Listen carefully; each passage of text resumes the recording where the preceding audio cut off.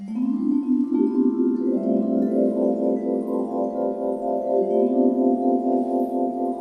transmission d'aborder les livres d'Apocalypse est tombée dans notre monde avec un grand poids qu'elle a semblé être plus que des simples enseignements.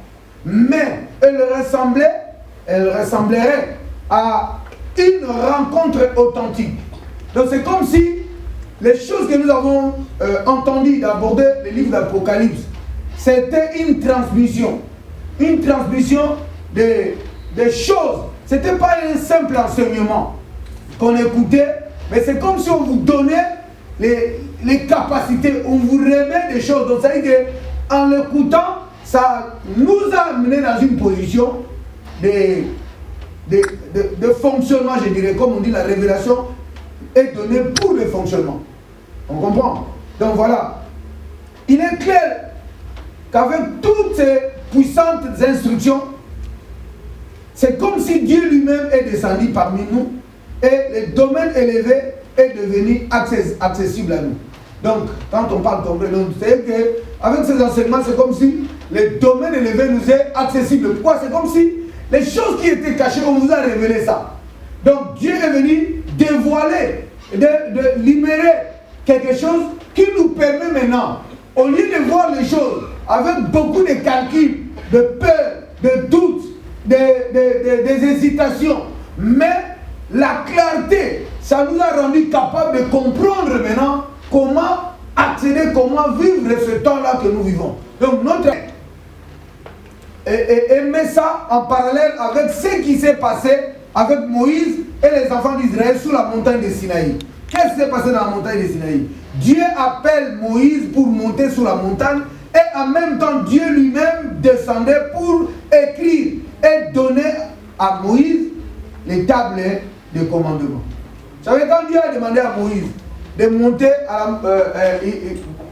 quand le peuple était arrivé dans la marche, ils partaient vers Canaan, mais au mont Sinaï, quand ils sont arrivés là, et Dieu a demandé à Moïse de monter. Moïse a monté, il a laissé le peuple. Et il est monté pour prendre les tablets de commandement. Et ces tables-là, c'est Dieu qui l'a écrit. C'est Dieu lui-même qui a écrit. Mais maintenant, quand Dieu a écrit, quand Moïse montait à la montagne, c'est comme si Dieu aussi descendait. Parce que c'était un lieu de rencontre. On comprend? Là où on dit le Moed, c'est le lieu de rencontre. Ça veut dire quoi? Le lieu de rencontre, c'est quoi? C'est pourquoi je vous dis souvent, et je vous ai donné une image ici quand je vous ai dit, Dieu dit qu'il se laissera trouver par ceux qui le recherchent de tout cœur. Ça veut dire quoi? Le problème est que la personne qui cherche Dieu avance. Mais sans savoir, Dieu aussi avance. Dieu avance parce que le rencontre, ce n'est pas seulement que toi tu vas. Parce que quand on dit rencontre, c'est des choses qui doivent se joindre. Donc, Moïse montait, Dieu descendait. Donc, parce que Dieu descendait, non seulement Dieu descendait, mais Dieu est venu écrire. Donc, Dieu a écrit, Dieu est descendu pour écrire et donner à ce peuple. Donc, pour dire quoi? Lorsque Moïse descendit de la montagne, après cette rencontre, son visage rayonnait et il était transformé. Donc, pour dire quoi? La Bible dit, une personne qui a rencontré Dieu ne reste plus. Parce que c'est ce que la Bible dit. Nous sommes, donc c'est là où on doit comprendre. C'est que quand on rencontre Dieu, bien qu'il y a certaines choses qui peuvent rester, mais la personne ne restera plus la même. Il y aurait quelques changements qui doivent se manifester. Amen. C'est pourquoi on dit quoi? Les choses anciennes sont passées. Toutes choses sont devenues nouvelles. Donc Moïse vient de la montagne. Quand il descendait, il est devenu rayonnant. Et le peuple ne pourrait pas voir son visage comme ça. On lui a dit de mettre une voile. C'est comme si parce qu'il rayonnait. Il était transformé. Qu'est-ce qui a permis cette transformation? C'est la rencontre avec Dieu. Amen. Mais maintenant pour nous, c'est ce que je trouve très intéressant. Cette transformation pour nous, nous pouvons dire, comment nous pouvons le décrire? Après ce que nous avions écouté, aborder le livre de l'Apocalypse, ce que nous avons écouté, nos vies doivent être transformées, rayonnantes, nos mariages, nos relations, et presque tout ce que nous faisons doit subir des transformations, doit rayonner. Donc ça veut dire que tu ne peux plus toi-même déjà. Ça veut dire que la parole de Dieu, quand tu écoutes ça, ça doit amener un changement, consciencieusement.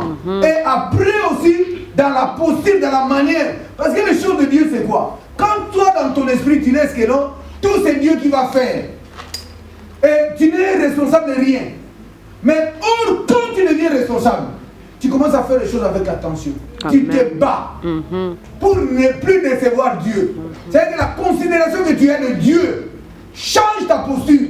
Il y a des choses que tu pourrais faire quand tu sais que non, Dieu ne veut pas ça. Tu as peur même de le faire. Même tu es en colère, tu voulais dire un mot peut-être comme ça, tu dis non, je ne dis pas ça. Dieu aide. C'est-à-dire que même si tu le dis, tu vas directement le pardon vient. Pourquoi? Parce que tu sais que dans ton cœur te condamne. Alors si ton cœur te condamne, Dieu est plus grand que ton cœur. Amen. Il faudrait toujours, c'est pourquoi nous voulons que la conscience soit là.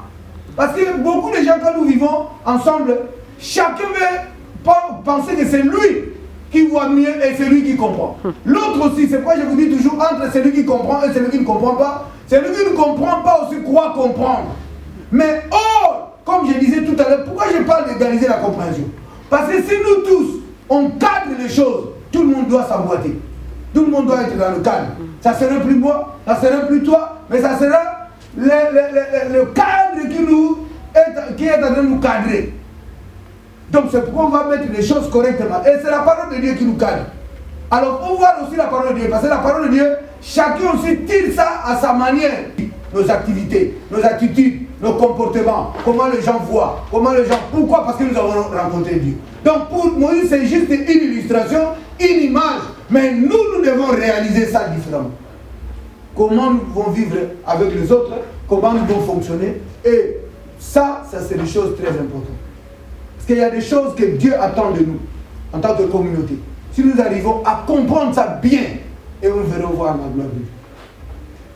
C'est important. Quand moi je dis, j'insiste beaucoup, que nous devons réellement briser nos natures là. Parce que toute personne, si vous voyez, quand les gens n'arrivent pas à servir Dieu, c'est par rapport à leurs intérêts propres. Donc ils mettent Dieu derrière leur dos. Même disposer le temps et tout ça. Il faut vraiment se battre. À tout moment être prêt. Parce que Parce que quand nous avons reçu Jésus, nous avons dit quoi? Nos vies ne dépendent plus de nous. Nos vies dépendent de Dieu. Mais quand Dieu a besoin de toi, il n'arrive pas à te trouver. Pourquoi? Parce que toi aussi tu as tes besoins. Donc la chair te consomme. Tu es devenu un produit consommable pour la chair.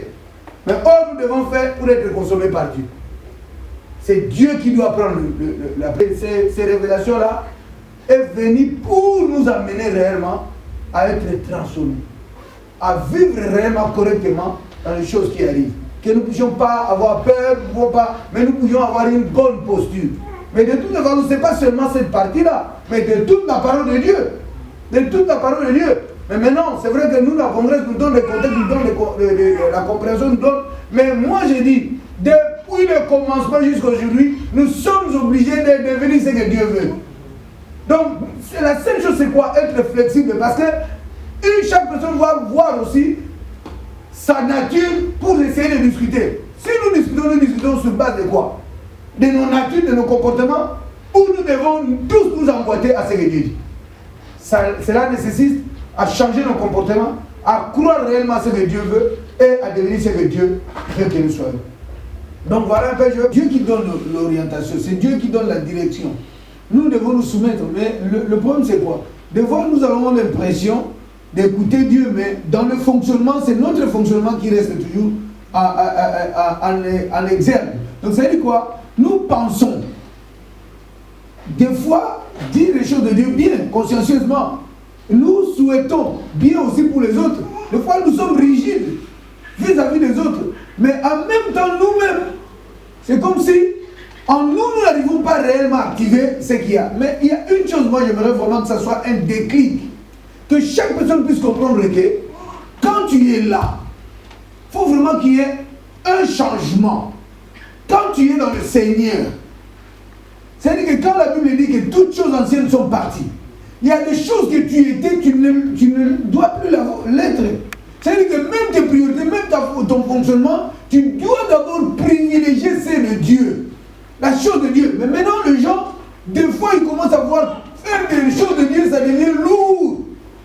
C'est trop chargé, c'est trop demandé. Non, c'est notre vie.